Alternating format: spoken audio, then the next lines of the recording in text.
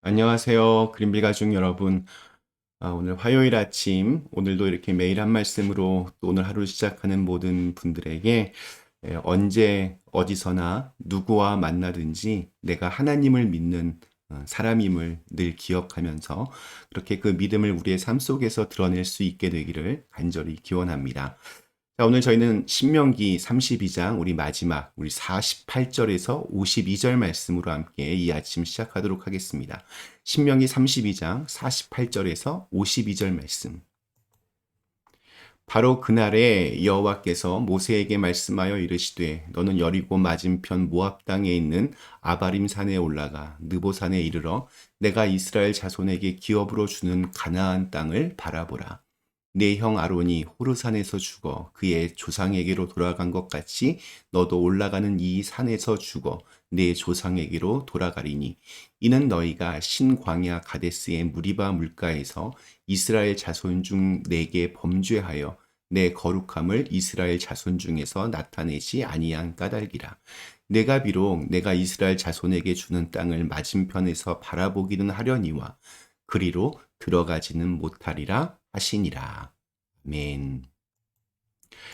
네, 우리 신명기 말씀은 모세의 고별 설교입니다. 이스라엘이 가나안에 들어가기 직전에 하나님께서 그동안 어떻게 우리 민족을 구원하셨고 또 우리를 이끄시고 보호하시고 인도하셨는지를 잊지 말고 이제 앞으로 살게 될 그 약속의 땅에서 하나님을 잘 섬겨야 복을 받을 수 있다. 혼신의 힘을 다하여 모세가 설교하였습니다. 이스라엘 백성을 향한 모세의 마지막 설교가 이제 어제 읽었던 말씀으로 끝이 났습니다. 그리고 곧바로 하나님께서 그날 모세를 부르셨습니다. 그리고 하나님은 모세에게 산에 올라가서 약속의 땅, 가나안 땅을 바라보라고 그렇게 말씀하십니다. 느보산에 올라간 모세는 아마도 만감이 교차했을 것입니다. 모세가 그토록 사무치도록 들어가고 싶었던 바로 그 땅이 지금 눈앞에 펼쳐집니다.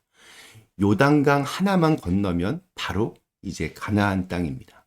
그러나 하나님께서 모세에게는 가나안 땅에 들어가는 것을 허락하지 않으셨습니다. 모세는 느보산에서 가나안 땅 바로 코앞에 있는 그 느보산에서 인간적으로는 아주 쓸쓸하게 또 조용히 그렇게 죽어야 했습니다. 이미 신명기 3장에서도 한번 다뤘고 또 신명기의 마지막인 34장에서도 비슷한 내용이 나오기 때문에 오늘은 좀 다른 각도로 느보산에 올라간 모세가 그토록 열망했었던 이 가나안을 주제로 좀 묵상해 보려고 합니다. 호렙산에서 하나님의 부르심을 받은 후 모세는 40년 동안 하나님께서 주시는 권능으로 생생한 기적의 주인공의 역할을 하였습니다. 최전선에서 하나님의 역사를 대행했던 능력의 지도자였습니다. 그런 모세가 정작 자신은 가나안에 들어갈 수 없었습니다. 간절히 기도도 했습니다. 요단 저쪽에 있는 아름다운 땅, 아름다운 산과 레바논을 보게 해달라고 간절히 기도했었습니다. 그러나 그의 기도는 냉정하게 거절되었습니다. 하나님께서는 그만해도 족하니 이 일로 다시는 내게 말하지 말라라고 그렇게 말씀을 하셨습니다. 마치 우리 신약 성경에서 사도 바울이 육체의 그 가시 문제로 하나님께 간구했을 때 내 은혜가 네게 족하다라고 말씀하셨던 그런 대목이 생각이 납니다.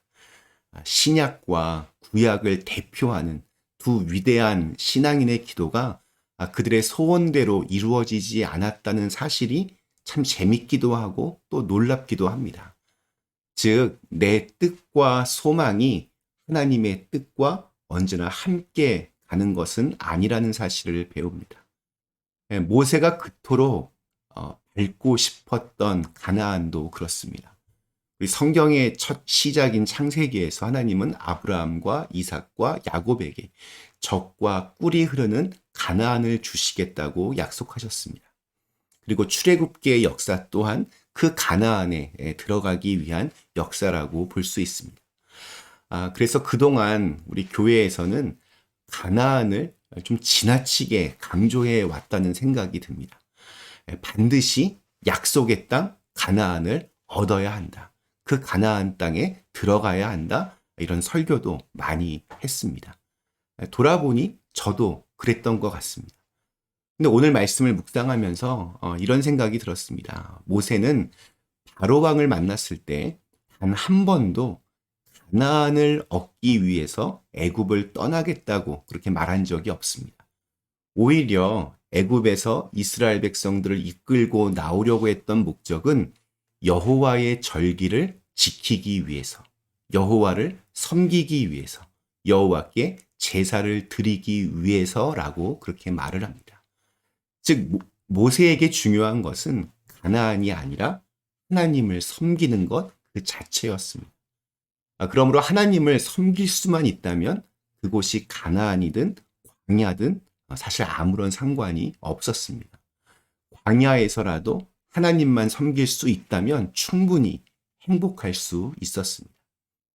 또한 가나안만 이렇게 강조하는 데서 오는 잘못은 가나안을 얻지 못한 사람은 실패한 사람으로 그렇게 여긴다는 것입니다. 그러나 이런 생각은 잘못입니다. 만약 가나안을 얻지 못한 인생이 실패한 것이라면 모세는 분명히 실패한 사람일 것입니다. 그러나 성경은 모세의 삶을 결코 실패자의 삶으로 규정하지 않습니다. 그를 위대한 믿음의 사람이라고 그렇게 평가하고 있습니다. 마지막으로 가나안만 이렇게 강조하다 보니 가나안을 얻기 전까지의 삶을 이렇게 비참한 것으로 그렇게 여기는 그런 성향이 우리에게 있습니다. 자, 그런데 우리 광야 40년은 정말로 비참했는가? 그렇지 않습니다. 기적의 떡인 만나를 먹으면서 구름 기둥과 불 기둥의 보호를 받던 은혜의 나날들이었습니다. 하루하루 하나님의 은혜를 생생하게 경험했던 시간들이었습니다. 모세는 그 광야에서도 하나님과 동행했고 하나님을 예배했고 하나님께서 주신 사명을 이행함으로써 충실하고 성공적인 삶을 살았습니다. 이렇게 가나안에 들어가는 것만을 좀 너무 강조하다 보면 여러 문제들이 생겨납니다. 가나안을 얻지 못한 사람은, 가나안 그 약속의 땅에 들어가지 못하는 사람은 열등감과 우울증에 빠집니다. 스스로를 한심하게 여길 수도 있습니다. 가나안에 들어가기 전에 지나가는 그 광야 생활을 아주 비참한 시간이라고 규정하면서 교인들 대부분을 욕구 불만 환자로 그렇게 만든 경향이 있기도 했습니다. 반면에 가나안을 얻은 사람은 소원했던 바를 이루면서 오히려 교만하여지고 또 타락하게 되는 모습을 보게 됩니다. 중요한 것은 이스라엘이 멸망한 것은 광야에서가 아니라 바로 가나안에서였습니다. 그들은 가나안에서 아수르와 바벨론에게 훗날 차례대로 멸망당하게 됩니다.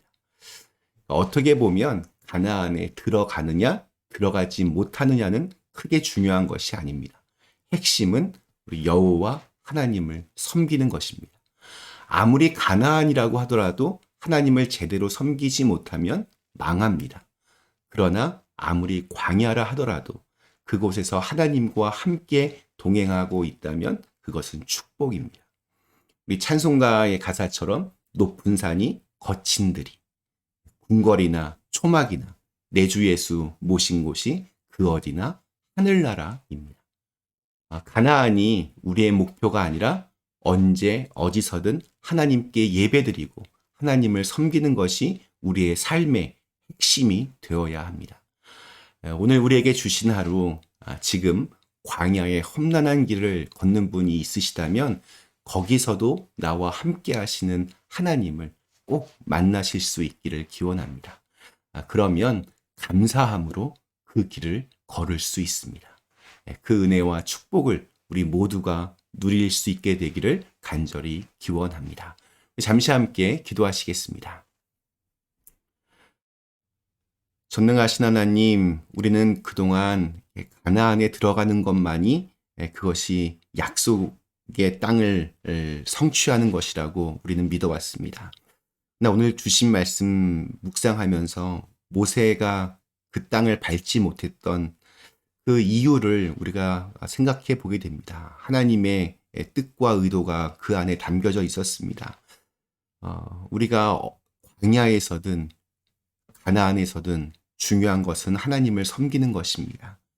하나님 언제 어디서든 잘 섬길 수 있는 믿음을 저희에게 더하여 주셔서 우리가 살고 있는 지금 그 순간이 바로 하나님의 나라가 될 수 있도록 축복하여 주시옵소서. 예수님의 이름으로 간절히 기도드리옵나이다. 아멘.